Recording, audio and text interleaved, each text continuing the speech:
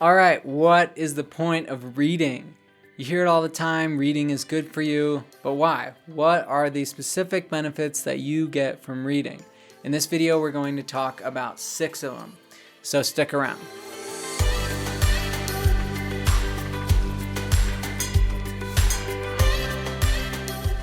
All right, what are the benefits of reading? Well, we can summarize them in a pretty short list. It is fun. It can increase your knowledge, can increase your social cognition, a couple aspects of social cognition.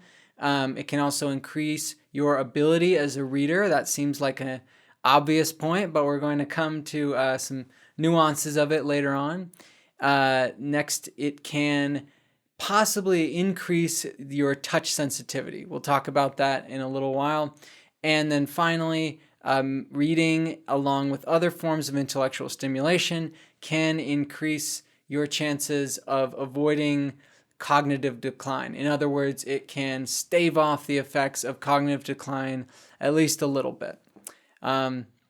Let's get into it. Okay, so if you question anything I say in this video, if you want to know where I got this information, check out the reference list in the description, and please don't hesitate to drop questions in the comment section about anything I say or anything that you agree or disagree with. I really want to foster a conversation on this channel. That's kind of what Sense of Mind is all about. We're all about empowering you to understand your own mind and your own brain so that you can improve your life from the inside out. If we haven't met, I'm Andrew Cooper Sansone, and I talk about psychology and self-help and neuroscience, and really this is all about helping you improve your life. So let's get into it. All right, point number 1 is that reading can be a really pleasurable activity. Personally, I love reading. I love sitting down and reading a good book, but I'm also a huge fan of audiobooks. We're going to have a future video on the differences between reading and listening to audiobooks, but just, on this point, it can be fun. It can improve your life. Reading or listening can improve your life by just making you a little happier or making you, a little more interested in something or making you curious. There's all these like awesome, just subjective effects of reading. So that's kind of a superficial benefit, but we'll get deeper into specific mental and psychological benefits. The next one, point number 2, is that reading, especially nonfiction, can increase your knowledge stores. So there's a previous video where I talked about the differences between nonfiction and fiction. And one of the main things is that nonfiction is often a lot more information dense. And so it provides you with more knowledge. You can learn more from it. The thing to always keep in mind is that you always want to be skeptical of claims that an author makes. All right, number 3 is that fiction, reading fiction, can increase certain aspects of social cognition. So again, we talked about this in the fiction versus nonfiction video, but the idea is that by kind of exercising parts of your mind that are involved in social cognition, especially with fiction that emphasizes social complexities of people's lives and also their inner mental lives, you can better step into the emotional shoes of real people. So you can start to empathize with people better because of the practice you get in reading fiction. Okay, number 4 is that reading can make you a better reader. That seems super obvious, right? But there are different aspects of reading, especially reading speed versus comprehension. Speed is really hard to increase. I mean, if you don't read much at all and you're like a super slow reader, you might notice like some serious gains if you start reading and trying to get faster at reading. But if you're already kind of like a moderate reader, or you read like a good amount, it's going to be really hard to increase that reading speed. There's probably a natural limit for each of us. Might be different for you and me, but like getting to your like absolute maximum limit or past that is it's really hard. But as far as comprehension goes, well, comprehension is basically just another word for understanding.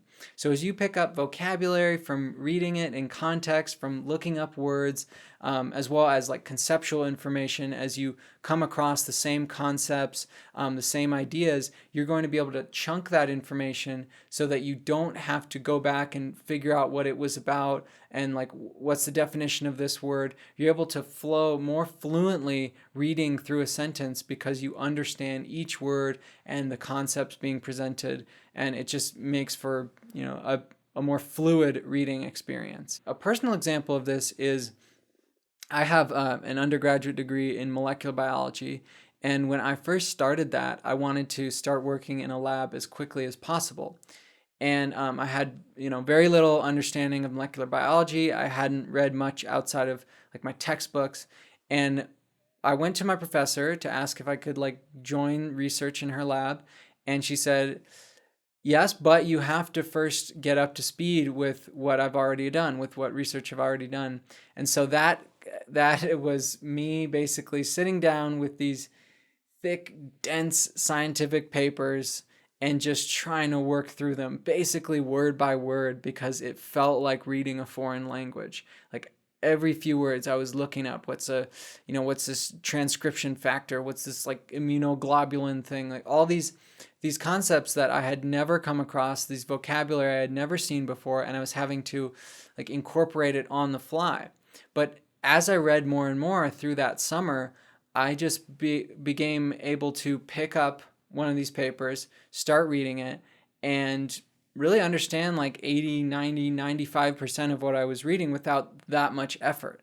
So it really started to feel like a superpower. I could peer into this nanoscopic world of cells and molecules and viruses and kind of understand how they worked on some level. And that really helped me in like developing as a student and as a scientist to be able to understand that stuff without as much effort. All right, next, reading may increase connectivity in brain regions that are involved in touch perception. So the somatosensory cortices. So these are regions of the brain where, if you touch any portion of your body, some area within the somatosensory cortex is going to be activated, and that is associated with your conscious experience, your perception of that touch sensation. So the way this was found was a study, I believe from 2013, had healthy adult participants who read a novel over 9 days, and 5 days after they finished the novel, they looked at their brains and they showed greater connectivity in the somatosensory cortex. And so the authors suggested that this could be due to the process of kind of putting yourself into the shoes of the character, of the protagonist. So like if you're reading a book that maybe it has a scene about, on the darker side, torture, or maybe about sex, or about strenuous exercise, or something that emphasizes the bodily sensations of that character, well, you might actually be practicing, sort of training, kind of exercising those brain regions that are involved in that. If I'm going to speculate, I could say that maybe that increases your ability to sense your own body, right? This is not what the authors of that study said, but I'm saying that perhaps increasing that connectivity would allow you to sense your own bodily sensations more. And as I've talked about before, that can help ameliorate some of the impact, some of the suffering of negative emotions. So if you want to learn more about that, check out this video, this earlier video on interoception and negative emotions. All right, number 6 is that reading can help stave off the effects of cognitive decline that normally occur with age. So as we age, our brains get a little bit slower, our minds get a little bit less flexible, and part of that may be due to a lack of intellectual stimulation. Of course, there's going to be genetic and environmental factors that we just can't control that are going to cause that decline more so in some of us than others. But for all of us, keeping your mind active, especially reading and like doing math problems, just doing things that challenge you, that can really help to stave off some of these effects that come with age as we get older and older. So, it's not a cure-all. It's not going to keep you from getting Alzheimer's necessarily, but it's definitely better than nothing. And, you'll get all these other benefits along the way. Read, read, read. All this stuff is good for you. And in the next video, we're going to be talking about whether there's a difference between audiobooks and regular books, between listening and actually reading. And there are some differences, but there's also some similarities, some advantages to each. So we'll be covering that in the next video. If you don't want to miss anything from Sense of Mind, please subscribe to this channel and hit the bell icon.